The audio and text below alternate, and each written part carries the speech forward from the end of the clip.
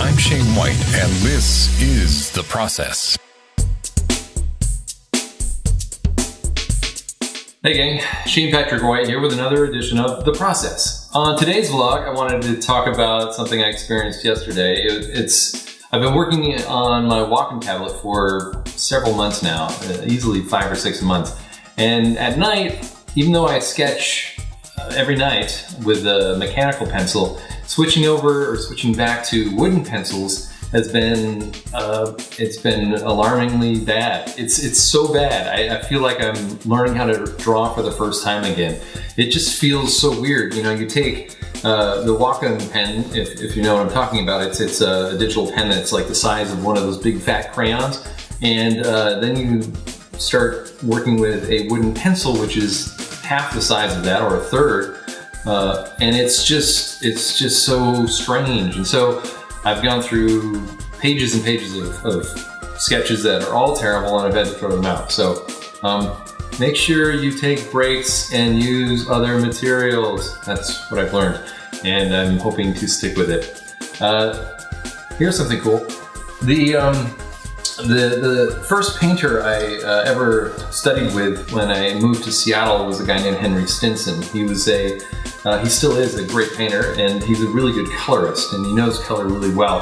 He studied with the Russian Impressionists, and I have an episode of Rare Book Tour featuring Sergei Bongart, which is the 2 teachers away from who his teacher studied with. So this is some of his work. Like I spent like 30 days in his studio several years ago, and I was painting a still life of some onions. And so he just came in one day and he's like, "Oh yeah, here, let me just take your brush and make this look super simple." And he did, and that just was alarmingly bad for me, because I knew I had another 29 days to try to improve. So these are some of the pieces that I bought. He does really big chunky brush strokes, and that's what I love about his stuff. That and the color. That's from a demo that he did for one of the classes. This is another one. I attended a class out on Whidbey Island a few years back. Super nice guy, really great artist. And I actually did an artist profiles in an earlier version of the process. It's probably like one of the first artist profiles I ever did. So here's some bad advice that I've gotten, and I still don't believe that people use this as advice or for anything. It's just strange. You might have heard the term "everything's been done before," and I find that defeatist as a creative, as an artist. Everything being done before, that's interesting, because sure, we all relate to things, we all have different experiences, but it suggests that you can't be creative, you can't invent something new, and yet we do. When I was working in software and video games, the idea of innovation usually hung around the 20% mark.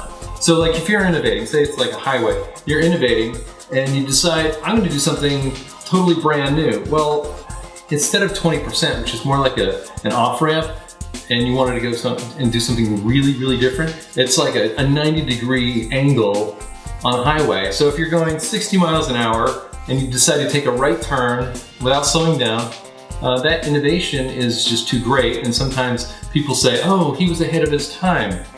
And I think in those terms, when you think of people who do stuff that's really different, and you may not understand it, then those are the people who are being creative. Those are the people who are really pushing our perceptions. So the idea that everything has been done before, I don't think so. There's still a lot of room for creativity. So my advice to you would be keep pushing.